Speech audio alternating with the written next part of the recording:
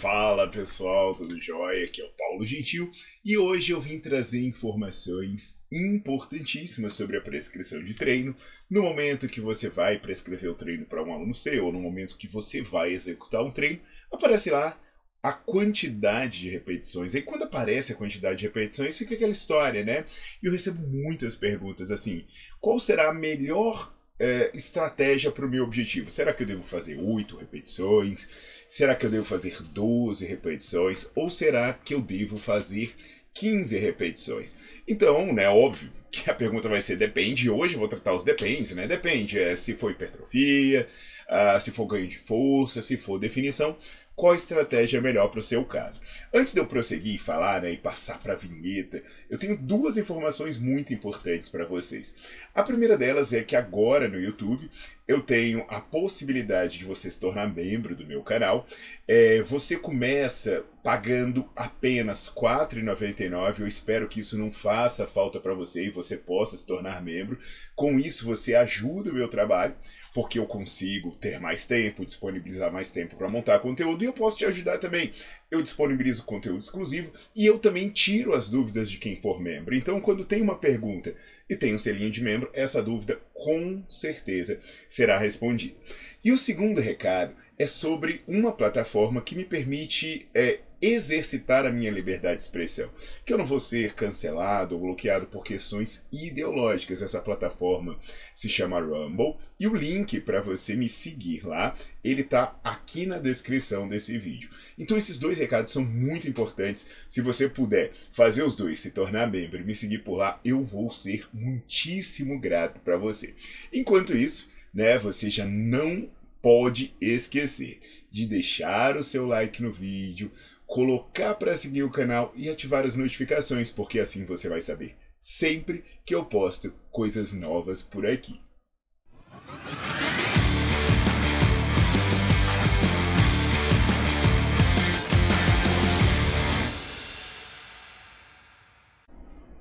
Vamos nessa, pessoal? Olha só. Sobre essa questão, né, da quantidade de repetições, ela ilustra muito bem quando alguns mitos vão caindo e aos poucos a gente vai mudando a concepção no treinamento. Porque há alguns anos a gente tinha uma ideia de que se você quisesse ganhar mais força, você teria que fazer aí poucas repetições, não sei, 4, 6, 8 repetições, e você deveria trabalhar com cargas mais altas. Já se você quisesse ganhar massa muscular, você teria que trabalhar com uma quantidade de repetições intermediárias, aí por exemplo 10, 12 repetições, e as cargas também ficariam moderadas.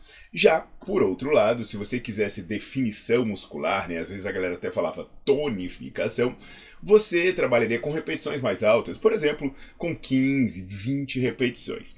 Então, essa questão foi avaliada por diversos estudos e os estudos foram todos consistentes em uma direção. Tanto que quando você produz uma revisão de literatura, ou seja, você pega tudo que foi publicado e faz também uma meta-análise, né? Você faz uma estimativa do resultado de cada intervenção, você vai ver que, na verdade, você vai ter alguns resultados controversos quando você pensa nos diferentes desfechos. E aqui eu vou trazer especificamente uma revisão de literatura com meta-análise, publicada por um grupo de pesquisadores que tem aí o fenomenal Ronei Pinto, da Universidade Federal do Rio Grande do Sul. E o que eles falam? Eles fazem uma análise dos diferentes protocolos para os diferentes desfechos. E aí, especificamente, o que eles fizeram, né? Eles pegaram os protocolos que usavam 8 ou menos repetições, então aquela quantidade mais baixa de repetições, para trabalhar com uma carga mais alta, e estimaram o que você ganha fazendo eles. Pegaram os protocolos que vão de 9 a 15 repetições, então aqueles de cargas intermediárias, repetições intermediárias, e viram o que você ganha fazendo eles. E pegaram uns estudos também que fizeram treinamentos com mais de 15 repetições, ou seja, as cargas mais baixas e mais repetições, estimaram o que você consegue. Então o primeiro ponto que a gente vai ter aqui é com relação à hipertrofia. Quando se avaliou o ganho de massa muscular, o que os autores verificaram é que não havia diferença. Então, se você treinasse com 4, com 10, com 15, com 20 repetições, o seu ganho de massa muscular seria rigorosamente o mesmo. Eu sei que de repente isso pode não ser novidade, né? Se você é assinante do Nerdflix, ou mesmo, né, se você já leu meu livro, Bases Científicas do Treinamento de Hipertrofia, porque o que os estudos vão mostrando? Eles vão mostrando que se você chega até a falha, então dependendo do nível de esforço que você emprega, né, se os treinos têm o mesmo nível de esforço, têm a mesma proximidade da falha, você vai ter ganhos de massa muscular similares. Interessante, né, que eu falei, por exemplo, do Nerdflix, do livro, que quando você é iniciante, os resultados parecem ser melhores quando você faz mais repetições. Então, é até algo que eu tenho um vídeo aqui no YouTube, né, que eu falo sobre qual a melhor forma de progredir no treino.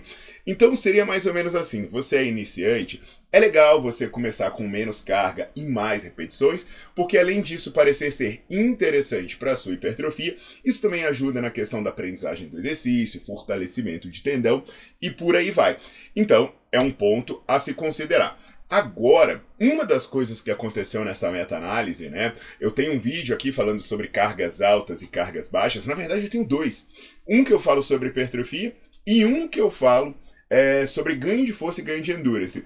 E aí, uma das coisas que aconteceu nesse estudo foi a seguinte: treinar com menos repetições, aquelas menos que 8 lá, trouxe mais ganho de força. Aí você vai pensar assim, poxa, Paulo, mas agora contradisse. Porque tanto na solo do Nerdflix, quanto no seu livro, quanto no vídeo que eu vi anteriormente, parecia que não fazia diferença. Então deixa eu explicar para vocês. Existe um princípio no treinamento que é o princípio da especificidade, que diz que quanto mais perto você treinar da situação que for avaliada, mais resultado você tem. Então o que acontece? Quando você faz um treino com 20 repetições, né, por exemplo, de supino, aí você está trabalhando com uma carga bem leve e muito longe do teste de força máxima, que é o teste de uma repetição. Agora, quando você faz um treino com 3 repetições, você está trabalhando mais próximo do teste de uma repetição. Então, a técnica de levantamento, a própria sensação de desconforto, a questão psicológica, ela vai ser mais bem trabalhada quando você se aproxima do gesto que vai ser testado. Então, se você é um competidor, por exemplo, de levantamento de peso, né, ou você quer desenvolver força máxima num gesto, e esse gesto é avaliado com uma repetição máxima, 2 repetições máximas, vale a pena você fazer um treino com menos repetições, porque vai se aproximar do teste. Agora, se o teste for inespecífico, né? Eu estou fazendo agachamento aqui, mas eu quero ganhar força no jiu-jitsu, não sei, eu quero ganhar força no pedal. Então, não existe diferença. Porque o fato de você fazer repetições máximas com carga leve ou com carga alta vai promover um aumento do recrutamento de unidades motoras, vai trazer ganhos neurais. Então, entenda isso. Talvez isso seja a maior novidade, né? A coisa que chame a atenção nesse estudo e que é a questão da especificidade, que é muito mal usada por muita gente, mas no caso do treinamento de força é bom você observar isso. E não por outro motivo, quando você vê levantador de peso, principalmente quando eles estão próximos de competição, é assim que eles treinam. Aí agora, né, a gente pensa bem, não, falou da massa muscular, falou da força e a questão da definição. Será que continua valendo aquela máxima, né? Para ganhar definição eu devo pegar cargas leves? Gente, isso nem foi avaliado no estudo por um simples motivo. Não existe treino de definição. Eu já falei isso em um vídeo anterior. E o que define um músculo? Nada. Um músculo não define. O músculo ele tem uma estrutura, ele tem uma morfologia e o treino não muda isso. O que o treino faz? Ele aumenta ou diminui a massa muscular. Paulo, então por que o músculo se torna mais visível? Ele se torna mais visível porque você aumenta a sua massa e você diminui a gordura que está por cima desse músculo. Então treino de definição não existe. Você faz um treino de hipertrofia e uma dieta que favoreça a perda de peso. E se você quiser acelerar o processo de gordura, aí você faz um treino específico para cada caso. Então aí a gente vai, né? a gente vai acabando com os mitos, né? Poxa, Paulo, então, basicamente eu posso chegar e fazer o que der na telha. Calma aí, não é bem assim. Por exemplo, se você é cardiopata, tem um treino que é mais seguro. Se você tem um problema articular, tem um treino que é mais seguro. Se você tá gripado, tem um treino que é mais seguro. Então, o que eu quero dizer aqui é que para esses pontos específicos, força, né, massa muscular, definição, foi o que eu falei aqui. Agora, se você tem uma situação particular, se a sua alimentação modifica, o treino precisa modificar para combinar melhor com essas mudanças. E aí, nesse caso, a gente vai conversando devagarinho, né? A melhor coisa é você contratar um bom profissional. E se você é profissional, é seguir estudando, se aperfeiçoando para entender a complexidade do treino. Mas hoje, eu espero que eu tenha conseguido esclarecer bastante coisa para vocês. Até a próxima!